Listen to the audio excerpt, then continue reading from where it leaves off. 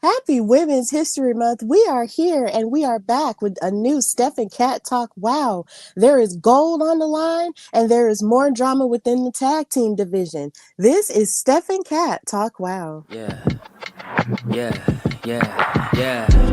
Making her way to the mic. They start dimming the lights. You start feeling alright. From Birmingham, home of the Teddy Longs and the Ruben Studders. More once you discover. For all of the lovers, Whitney Houston and Roman Reigns. For all of the lovers, and Mickey James and Marvin Gaye. For all of the lovers, and Sasha Banks, Janelle Monáe, Silk, Sonic, and Paige. Allow me to say, look, I just found a place, sweet escape. Every one of us, I was kinda late, so I just made it off the struggle bus. Walking by the fate, cause I know it's right in front of us. Yo, I ain't with the hate, gotta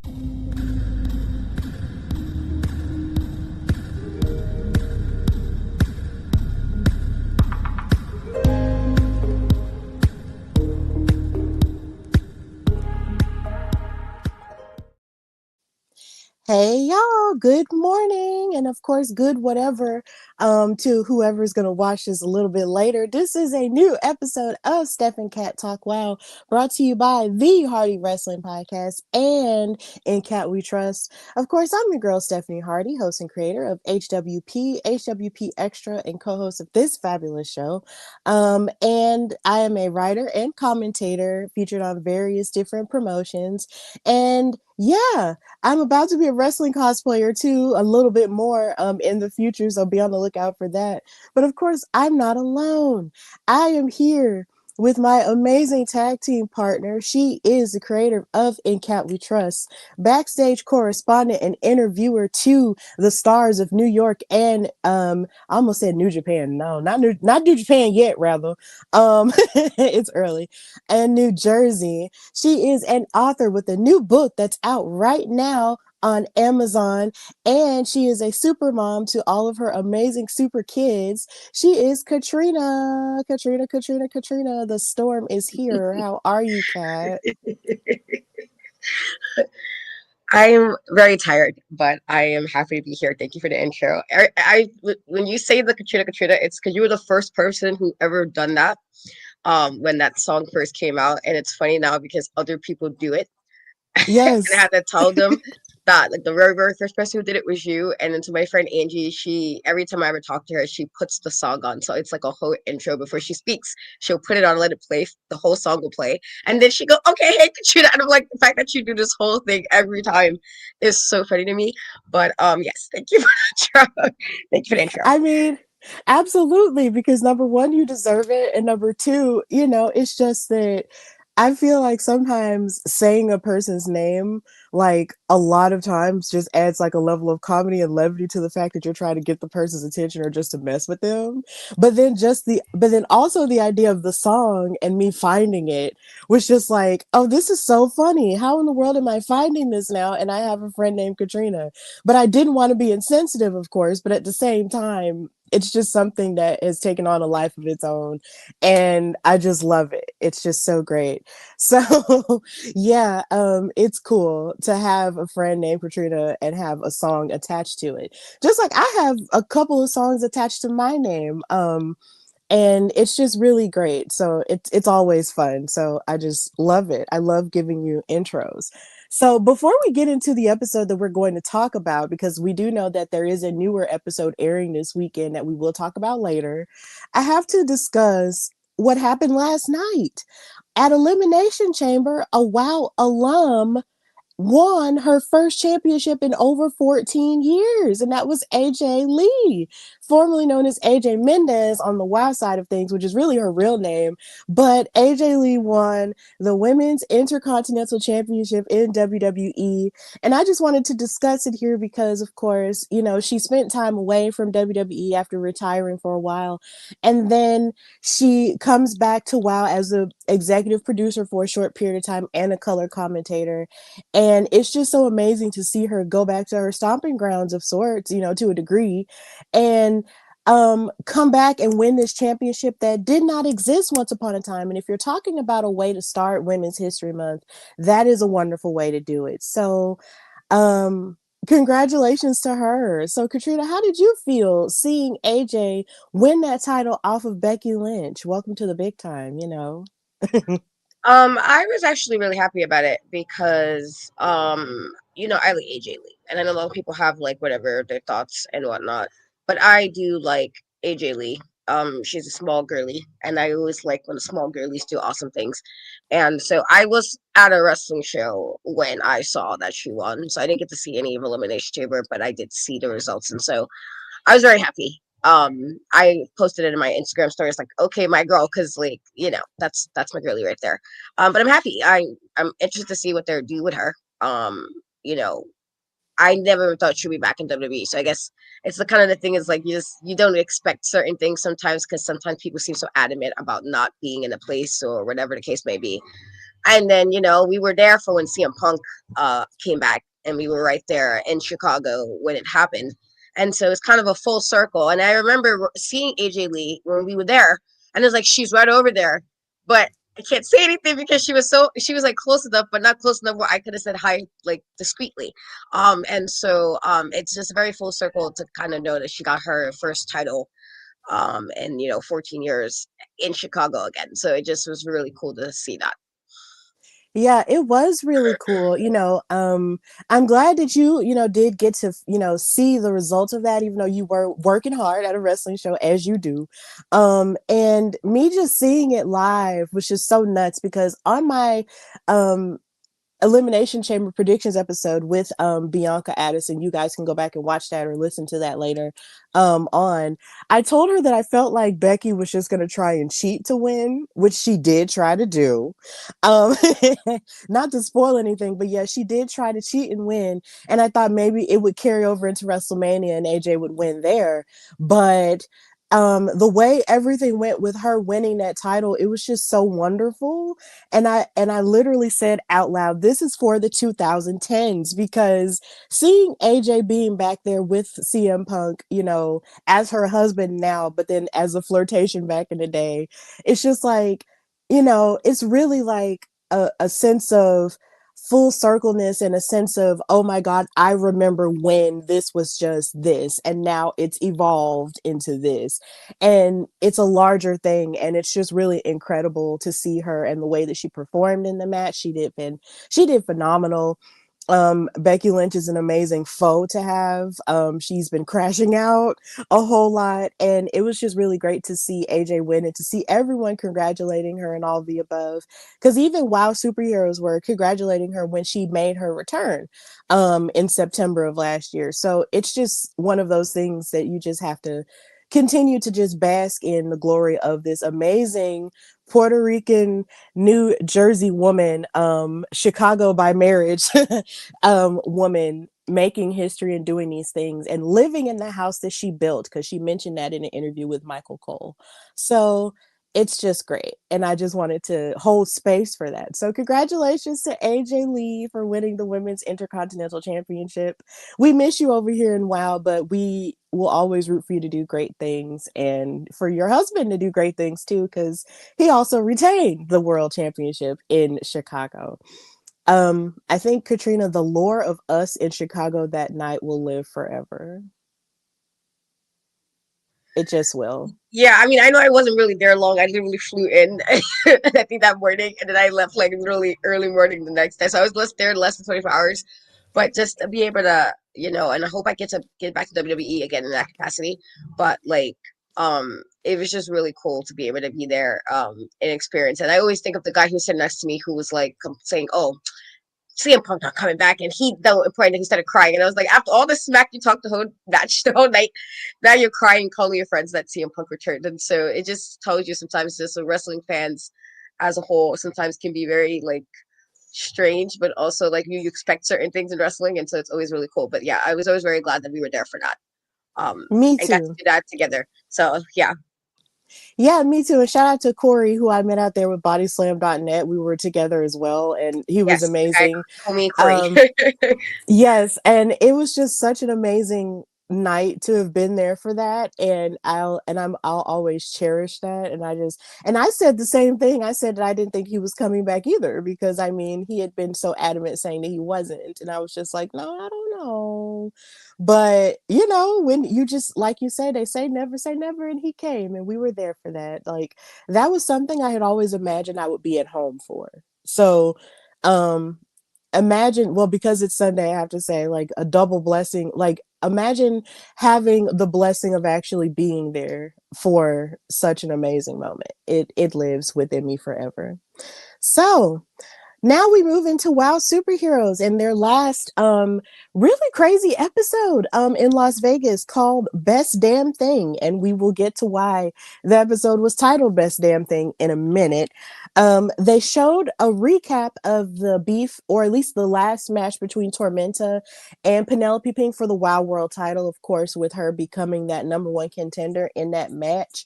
Um and of course Lana Star was out there with her, and they showed how Tormenta retained her title with that Styles clash, which is another heartfelt thing that happened this past week, and watching AJ Styles retire. So seeing Tormenta use the Styles clash really did hit different. I was just like, oh, that's so cool that she did that. But there was something that I did want to discuss with you, Katrina, in terms of Penelope getting another opportunity at the WoW World title. How did you feel about her getting a second chance? Because I do believe in the lore of wrestling as we understand it, it's not very often that you see a contender who lost get another chance like that.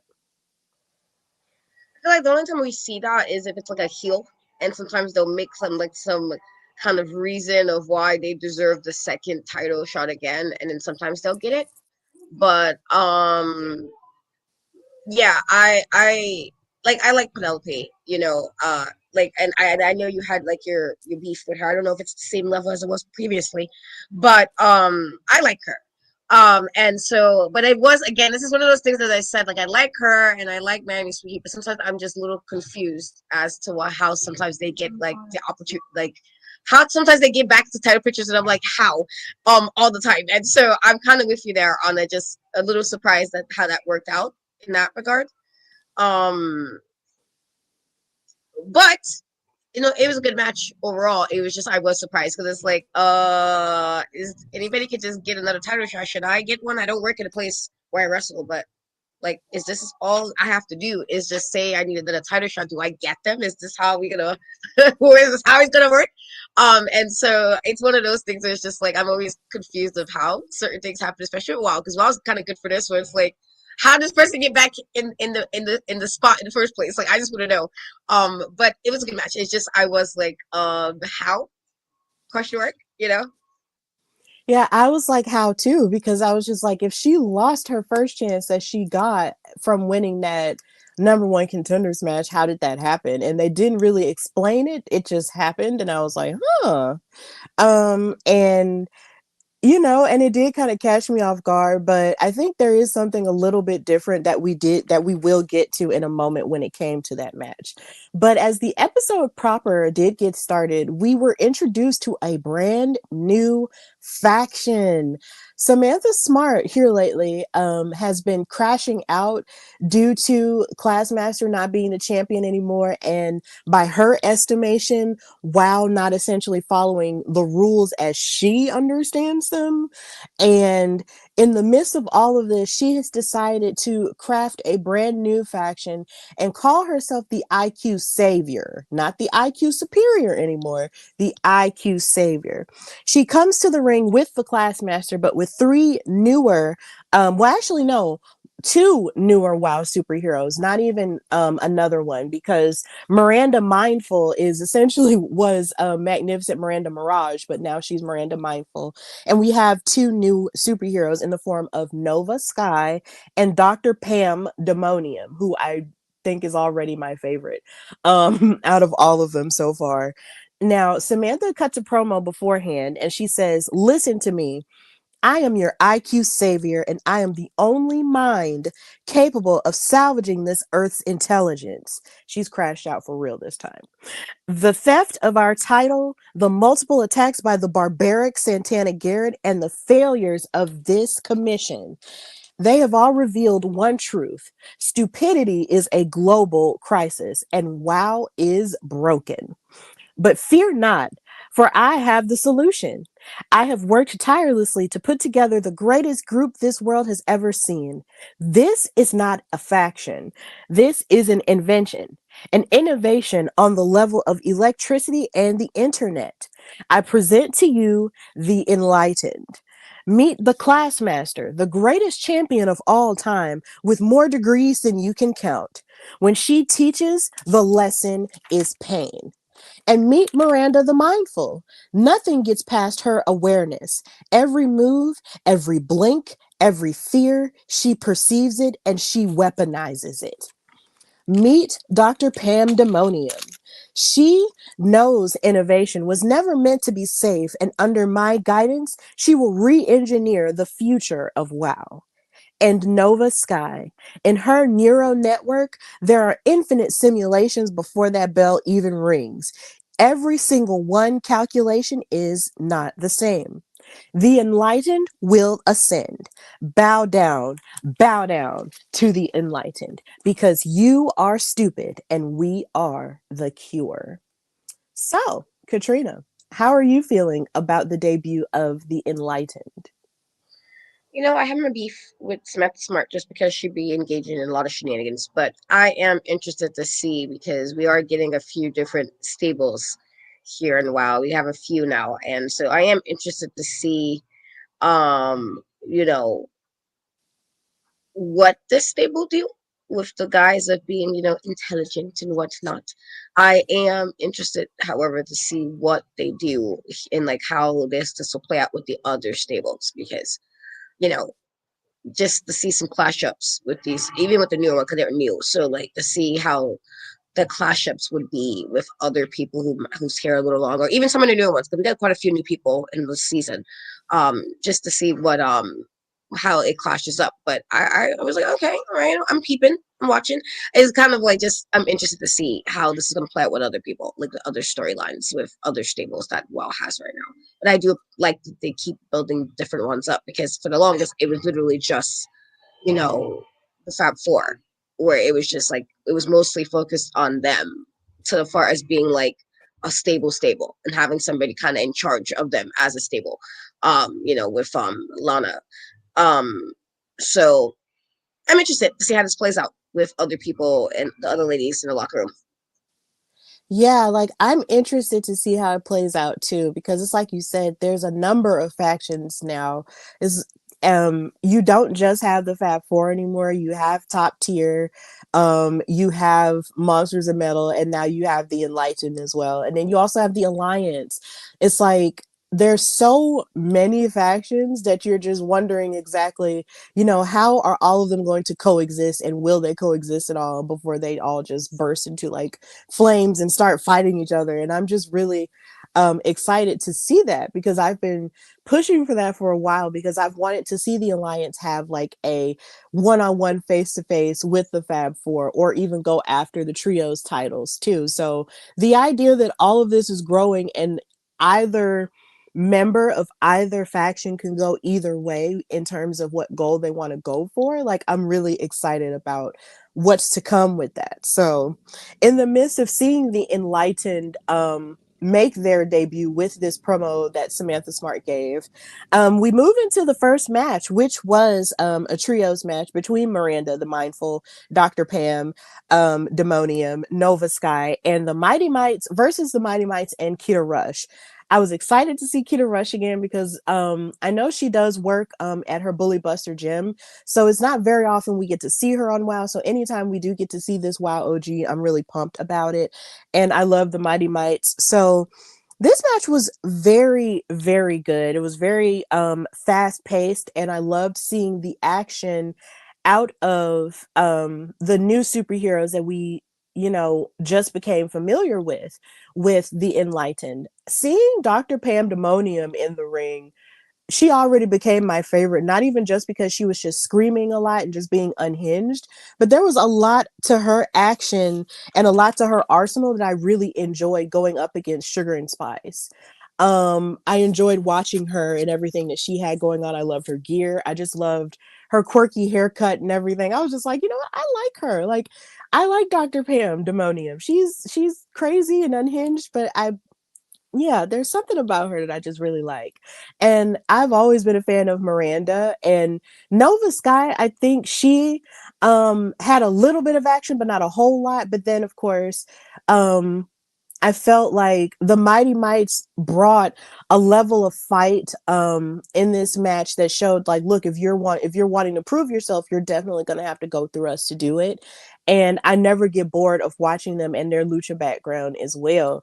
But in the end, um Cheetah Rush was very explosive with a lot of the things that she did in the match. Once she was finally able to tag in, hitting a lot of her drop kicks that she's famous for and everything. But in the midst of it all, Miranda gave a kick and a GTS, speaking of CM Punk, to Sugar for the 1, 2, 3. And the Enlightened wound up winning their first debut match as, a group. So after that happened, Samantha Smart gave a post-match promo saying greatness has arrived. Santana Garrett, you barbarian, you struck me with a book and thought you hurt me. You actually inspired me. You enlightened me. So tonight I would like to thank you because for once in your life, you are adding value to this world. So you know what? I honestly wish you good luck tonight, Santana. Truly. Because no matter the outcome of your match, you will always have the honor of being the accidental catalyst of the enlightened. So, yeah. Kat, how did you feel about the match? And which member of the enlightened stood out to you within this match? I forgot her name already. The one you was mentioning that you liked her. I think she was really good too. Like I think the beautiful thing about wrestling is there's so many different like things you can get out of it when it comes to like move sets. Personalities obviously is like a big thing. That personality is what make us either love or hate a wrestler or whatever the case may be, or like do a lot. With that being said, I also like when I see certain things stand out in the ring, and I do believe that's what I like. I like that, and I even like as even with Samantha, like her, that was such a a biting thing to say to somebody. Like it's like, oh, okay, like honestly, this is just what I don't think I could actually ever like. Not that I would wrestle because I can't wrestle, but like if I ever wrestled, I would have to for a second be like, "Whoa, what do you mean, sis?" It just was felt so disrespectful what she said after that, like disrespect. It was just disrespectful. But I do think the match was really good. I like I said, this just it made me more want to see what this stable is going to do because I feel like Samantha said some things before, but I feel like she was more like biting with her comments this time around. Like she got, I guess, more people to back it up. And while I know she like before, like GI Jane was part of it, like we had other people part of the stable, but I feel like even with that, it was more of she was trying to do more of that inside nonsense where it kind of playing sides. And I feel like this time she's trying to just lead this group of ladies to see what, I guess to take over, the Wild Lock or whatever the case may be. And so I thought it was a really good match. But I again, it was like, I was like, Jesus, like you had to say all of that. But that was a lot. Like I can be a very petty person, but that was just like a lot. I'm like, damn, like what do you say after that? What do you say after that? You gotta kind of go back to the drawing board and be like, what can I respond to this in a way where it wasn't this disrespectful? I mean, it was a good after promo. It was just like, I was like, oh damn, okay, I'll give it to you. You got it this time. You got it. But I did enjoy the match. I do think the match was good, and it was really nice to see Kita Rush.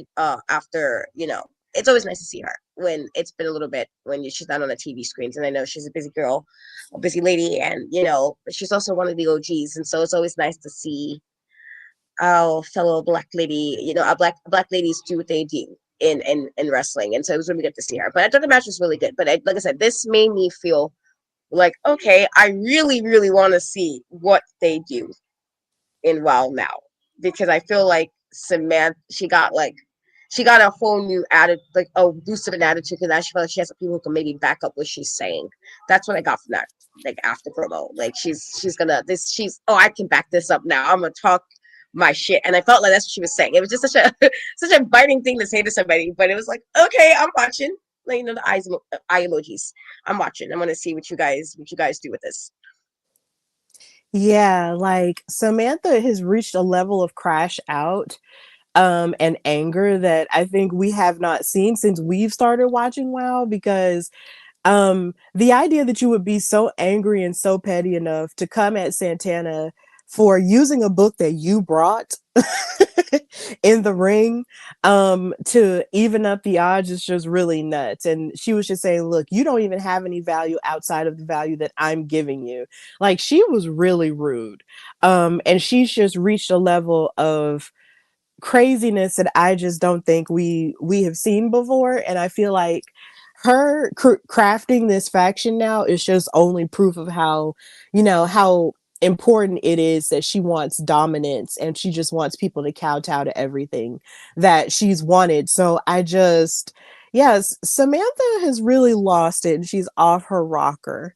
So with that in mind, I think we should book Samantha Smart versus Santana Garrett, because if you want to talk trash to me like that, then you got to run them hands. So, um, wow, people, if you're watching this, book Santana versus Samantha. We will um call it down the middle. We'll talk about it down the middle. That's something I want to see now at this point. So yeah. Um but yeah, the enlightened is here and they're a very dominant force. And it was good to also see Miranda the Mindful be a bit more in action in this match too, because she was someone who we had not seen in a minute, but I guess this is why. She was essentially crafting a new persona. So seeing her, deliver the way she did in the match and end it with a victory was just really cool too. So I'm pumped about the Enlightened, and Dr. Pam is definitely my fave out of that group. No shade to the Classmaster, because we have spent more time with the Classmaster and we know her and we love her too. But Dr. Pam, yeah. There's something about her that I just really love. So after that point, Santana did have a promo backstage, and she said that she was ready to fight and face off against Catalina Speed for the very first time. And she noted that Catalina might be feisty and quick, but she wants to see if she could keep up with her as, the real life superhero. Which leads us into the second match of this episode, which was Santana Garrett versus Catalina Speed, who, of course, is now aligned with Vicious Veronica Varoom. And I really think they need to come up with a team name. I think their team name should be Vroom Speed. I feel like that would be a cute name for them. I respect it. So, yeah, Team Vroom Speed it just makes sense to me, because it's like vroom, like that's speed. Whenever you hear a car moving like that, that's when you know it should be going like really, really fast. Like Vroom Speed, I like it. Um, in this match, there was a bit more aggression that we saw out of Catalina when it came to wanting to prove herself against Santana Garrett with their lockup. She mushed Santana's face when she backed her up into the corner. She was mocking her a lot of the time, saying, yeah, look at me, and all this other stuff, which was different from how we were introduced to her initially. Not saying that she was just like super sweet or anything, but at the same time, there's a lot more edge to her now that she's hooked up with V3. So Santana was actually able to reverse a wrist lock that Catalina put on her with some agility, with some backflips, and she gave her an eat defeat fairly early in the match with an arm drag series. But then Catalina splashed her knees into Santana, and then she drop kicked and stomped Santana into the rope. And V3 wanted to interfere with the match with a few times, but not like a whole lot. It's not like she's out here acting like Lana Starr. All shade intended. But when she does interfere, she does interfere, but it's not like she does it too much. Then Catalina beat her elbows into Santana and gave spears and a sliding clothesline for a 2 count.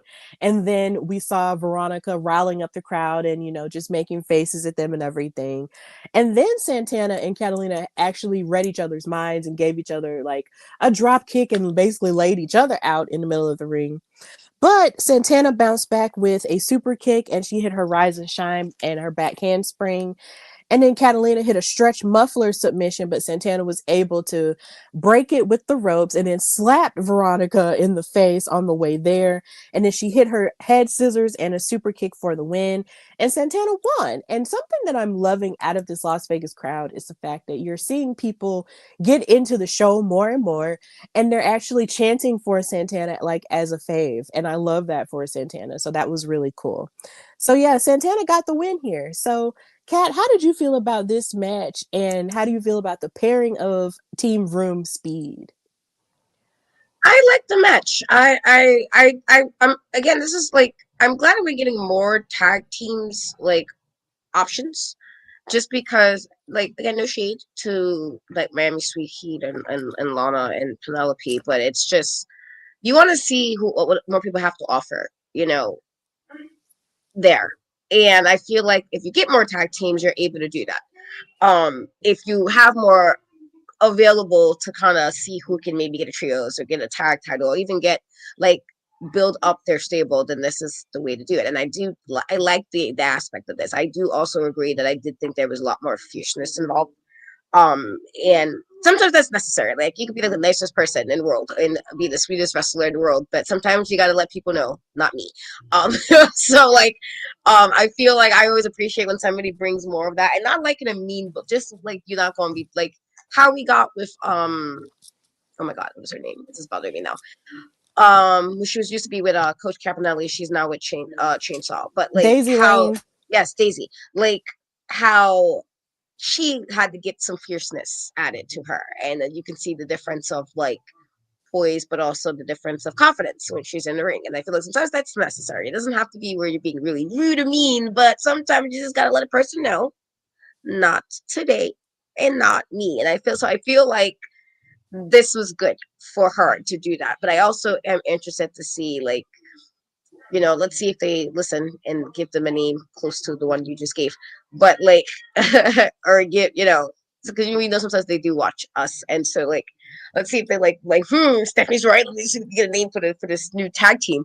But I like it, but I do think this match was really good, and I'm glad that Santana won. It was just you know it was necessary. I like it. Sometimes it's just skill. That's all. Sometimes it's just a more time or more skill, or even just simply just knowing how to work a ring better. At least when you see in wrestling play, and I think that's what happened here. But I am really interested to see how this tag team seemed to develop. If they make it like an actual thing where it's not just them tagging at times, it's like no, we're gonna make them a tag team. And so I'm interested to see how that goes. Yeah, I'm interested to see how that goes too, because it's been a minute since we've seen Veronica in the ring. So I think that would be really cool in terms of them as an actual tag team. I do wonder about that as well. So I'm sure at some point we might see that happen. I'm not sure, but either way, I would be interested in that. And I was glad Santana got the win because she was actually my favorite to be the next contender for the world title. Maybe that's where we're going after we get to the main event. um but when it came to her actually evening up the odds and making things fair for Tormenta the first time, with defending that title against Penelope Pink, I was hoping that maybe it was going to be Santana and Tormenta next, but of course it didn't go that way. But either way, I feel like Santana showed here her ability to adapt to any level of a performer. She's always focused and locked in, and she's not afraid to get into it with any person or any manager that tries to cheat on behalf of their person. And that was what was going on. Like, imagine how sound of mind you have to be to focus on getting free from a stretch muffler submission now, and then slapping the manager in the face.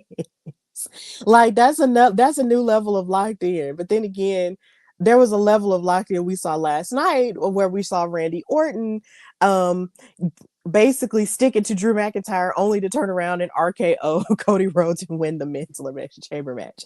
Like, you got to be locked in this business. So Santana has, all of that in spades because she is a WoW OG as well. And she is someone who I seriously want to see contend for the WoW World title next. She just has to have this opportunity. I want this for her. I'm manifesting this for her. And the crowd is manifesting it for her too, because they keep cheering for her. Santana, Santana. Like, seriously, like, the magic is there. Make it happen. So, after that, we got a recap of the drama between the dojo defenders, which led to them presently at that point in this episode arguing backstage with each other. But then up pops Ariana Gambino, Daddy's little princess and the leader of the alliance now, offering a team match between the alliance and two partners of the dojo defenders choosing, and hopefully that would actually iron some things out between them. And even though Karakai didn't want to admit that Ariana was right about it, she said that it would be a good idea. So, of course, within the next episode, we will see how that match did turn out between the Alliance and the Dojo Defenders and whoever partners that they chose. So, it still breaks my heart to see Tara and Kara fighting like this. Kat, how do you feel about it? I mean, it sucks, but also like when this first started happening, and I was like, the one thing you got to do when it comes to wrestling is you got to have your teammates back, and you got to be around, and like everything that they were doing could have waited till after the match. I said that when that happened, and so like I can understand. It's like if I can't trust you, like when we need to, like it's match time, we gotta prep, we gotta get ourselves together, we gotta do what we gotta do, and you're MIA, I'm gonna look at you a little funny because why would you decide at that moment that's the time to do that? That's what after the show's for, or do it before you get to the venue, whatever the case may be. But as working enough shows, a lot of times if you go out, it's after the show ends, and then you get to get what you need to get and your little snacks or whatever, your food, whatever. And so it's like, girl, like I can understand why they might be into Discord because it's like I can't trust you to be there when we need you to be there. But I am interested to see like if this is going to lead up to the maybe them splitting, and with the two people that they pair up with, would this mean they'll have two new tag teams instead? I'm curious Mm. if that's what that's going to lead up to. Yeah, I'm curious if that's going to happen as well. But the thing that I hate the most about this is that I feel like in wrestling, you have a tendency to take sides when it comes to friendships and tag teams almost splintering and then breaking off. I am on, and I'm not saying this because I know her outside of WoW, I am on Tara Strike's side completely because how is it that you have a world tag team title match against the most decorated tag team in all of WoW and you're not present for it? And then how is it that you're going to get mad that Tara was mad at you for not being present for it? Like, no, because my thing is, if you are at a show, and I've, done shows like this in the past, regardless to how early it is, you can't just go around just fool la lying just anywhere when you know you have a show to do. That's not professional. So to see Kara be angry at her over being angry at her, it just doesn't make any sense. And then trying to switch it on her and making it seem like it's her fault just because, Ashley Blaze was friends with her and was there with her too. It just kind of it makes me upset. I don't like it. I really do not like Kara blaming Tara because Tara was just trying to be present for the opportunity and you were just going off and trying to be social. And there's a time and place for everything. And if you were not able to be present, then you really have to, Tara has a point. Tara Strike is right. And I'm on her side if she does decide to leave the team. And if she does decide to be on a team with her fellow Missouri sister and Ashley Blaze, and I wouldn't blame her either. So that's just how I feel about the situation. I feel like Tara is right about everything. It's not all her fault. It's not her fault at all. So No, I yeah. agree. Wait, Kat, what'd you say? I'm sorry. I said I agree. That was the issue I was having. It's like not like I've worked enough, and a lot of times with the job I do, I am there the whole time, and so like I can't just be like, okay, well, we're mid show. Well, sorry guys, let me go handle this first. Like, no, you do it after the show. You can still be social after the show, or even get there if you really want to be social, then do it before the show. But if it's a tag team opportunity, no. Like, girl, no. And I don't like people who like turning things around and people. That's a form of like gaslighting behavior. I don't even like doing because I feel like people throw words around for everything. And no, just the whole switching thing. That's literally that's actually a part of it, of like pretending that you're crazy for being upset about something, or pretending like trying to change what the narrative is. The narrative is you were not there, sis. Like that's all it is. You were not there, and it's a very valid reaction to be upset about that. And you cannot then say, "Oh, but." How are you mad? That's like what people do when they know they're wrong. Let me turn it around on you. No, we're not doing that. Like, absolutely not. So I agree with you. Yeah, like there's feelings and there's facts. And the fact is that she wasn't there. And Tara is right about everything. So Yeah, that is a form of gaslighting, and I'm glad that you did mention it. So we do not support gaslighting. We do not support any abusive form of trying to invalidate people's feelings here on Steph and Kat Talk Wow. So yeah, we don't support that. So after that argument, we did see a segment with Penelope Pink saying that she's going to bet on pink and not on red or black, with the Vegas chips and everything. So this leads us to our main event, which was the rematch between Tormenta and Penelope Pink for the Wild World Championship. And of course, Lana Star was out there with her. And I thought of this question while I was taking notes. I was just like, why is it that Santana's aide, because Nigel Zane, who also is the host of the new official WoW podcast, so congratulations to him for that. Um, and it comes on Fridays and stuff. So it comes on after they're airing on Vice TV on Thursdays. So that's cool. And I forgot to mention that, so I'm sorry, but congratulations to him for that. He mentioned on commentary that Santana's aid in evening things up in their last match was, as he mentioned it, as controversy. And I asked the question in my notes, why is Santana's aid seen as controversy and Lana's interference seen and treated as normal? Yeah. Yeah, I never understood like that at all. Yeah, they kind of talk about, the interference of heel managers as like it's a normal occurrence and there's never really anything done about it. Whereas it's just like if you have a face that's coming out there to even up the odds, it's just you on commentary, he labeled it as controversy, but I'm pretty sure he didn't mean it in that way to make it seem like, oh well, she shouldn't have done that or something like that. But I was just wondering just the use of words. But that's just my brain questioning things like the unofficial independent journalist that I am. So I was just like, oh, that's a very interesting term of words there. Why was that here?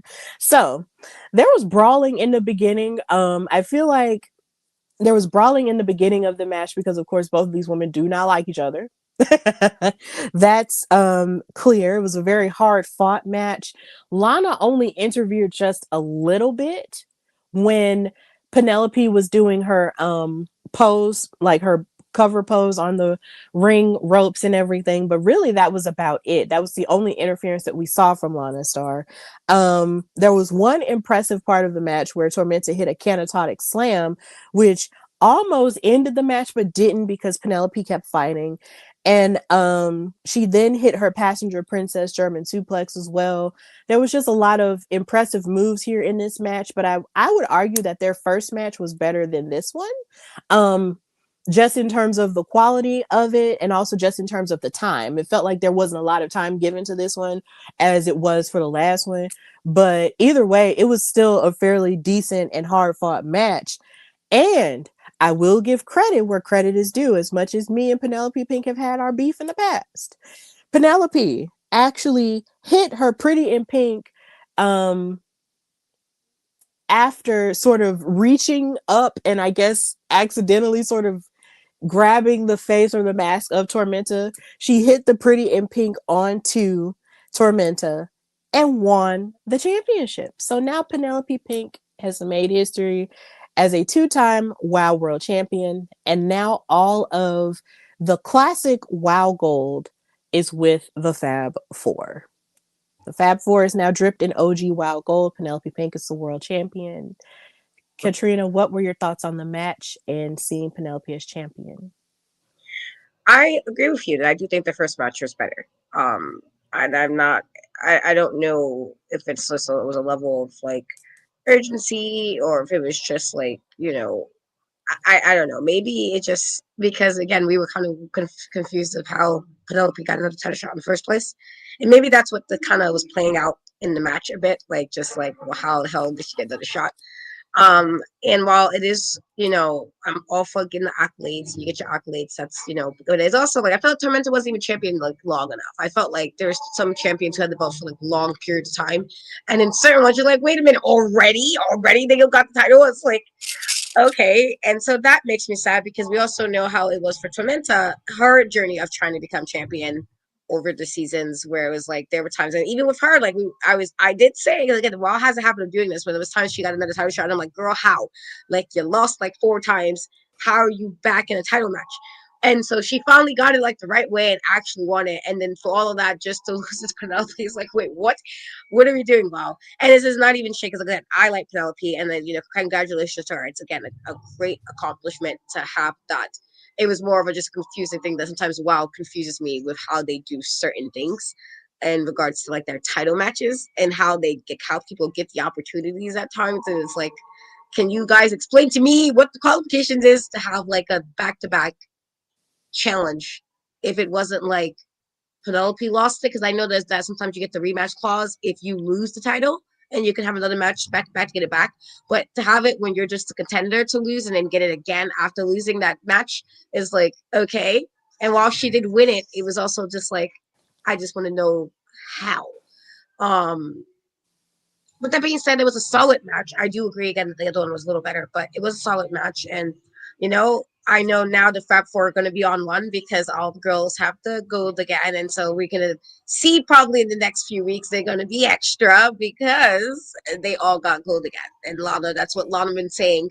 She wanted was to have all her girls have gold again in her squad. And so now they have it. They're definitely gonna be on one. And yeah, it's gonna be crazy. And they did mention on commentary, David mentioned that like how interesting it would be if Penelope won the title and took it to her wedding. And it's so funny because her in real life, Penelope Pink's husband, Dr. Eric Christopher, who works in wrestling as well, they were actually able to reveal that she was the Wild World champion at her wedding, and they posted the video after that episode aired, and he was absolutely thrilled with it. So that was really cute, and very romantic of him to actually do that at the wedding and post a video after the episode aired. So congrats to them for that.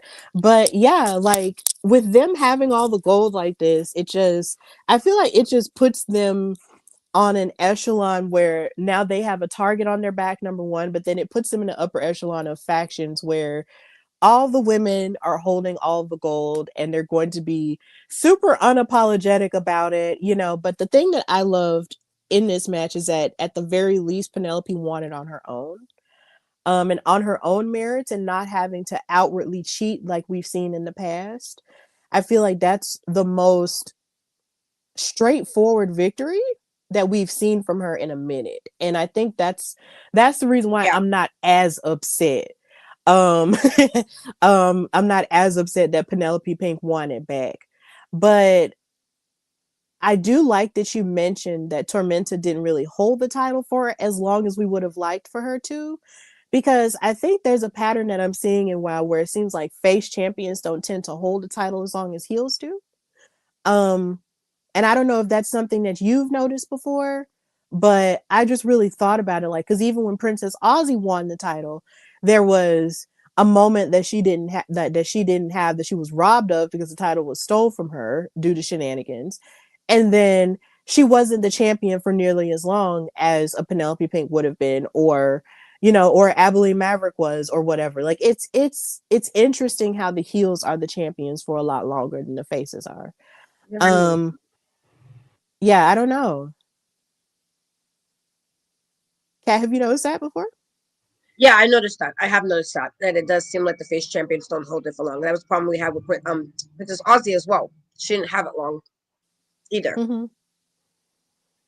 Yeah. And to a degree, you could even say that with the tag titles too. Like, and even with the trios titles, it's like, I'm pretty sure now eventually, we will see the trios titles come off of top tier, especially with the stipulation in their next match against Monsters and Metal. I can't remember the exact name of it right now. But it's going to be like akin to, if it sounds like akin to a no holds barred match or a falls count anywhere.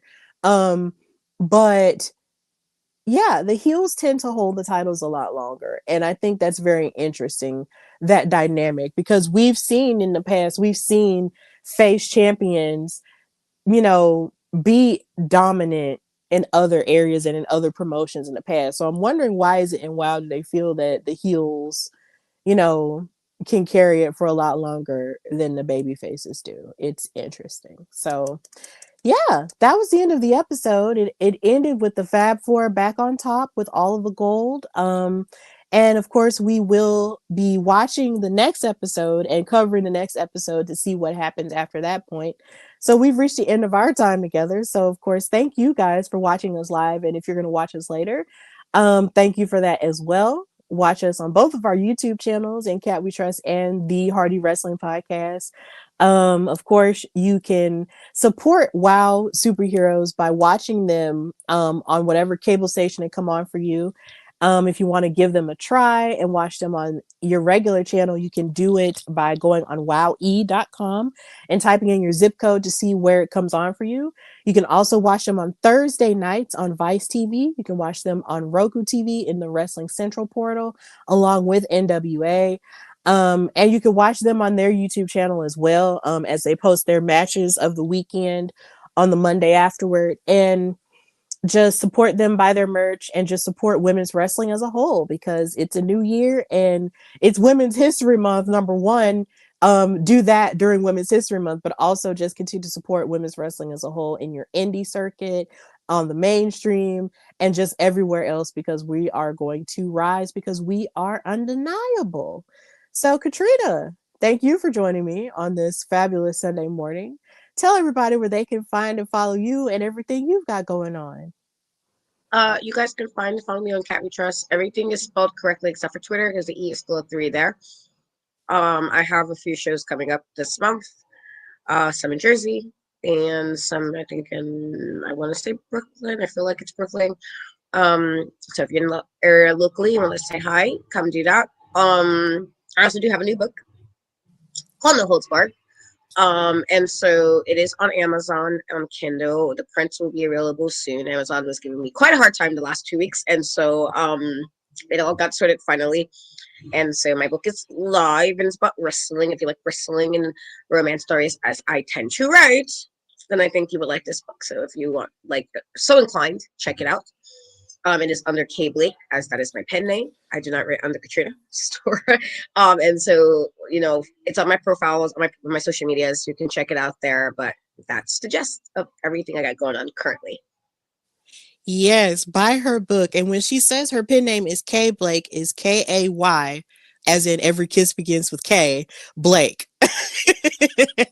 So if you look for her and it's under K Blake, that's what it is. It's spelled like every kiss begins with K Blake. So I'm so excited about this book. I'm so excited because I love romance and I love wrestling and I love it when the two are intertwined. So I'm going to buy it and I'm so excited about it. So yeah, it's going to be good and I'm pumped.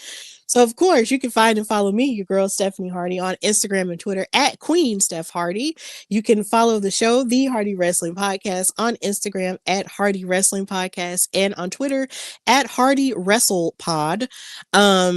Listen to my latest episode, which was HWP Extra with Bianca Addison, as we gave our Elimination Chamber predictions. Some of them we got right, some of them we got wrong. But either way, we love being surprised, and it was fun to do. So check that out. And we also talked a little bit about the Liv Morgan Stephanie Vaquer rivalry and AJ Styles' retirement. So if you want to hear our thoughts about that, then you can watch that episode as well. And just continue to support us in our wrestling careers and everything we've got going on. Subscribe to the Hardy Wrestling Podcast YouTube channel. And yeah, just continue to support us in this show as well as other ventures that we have. So, of course, this has been Steph and Kat Talk Wow, brought to you on the first day of Women's History Month by the Hardy Wrestling Podcast and In Cat We Trust. And until next time, bye, y'all. Bye.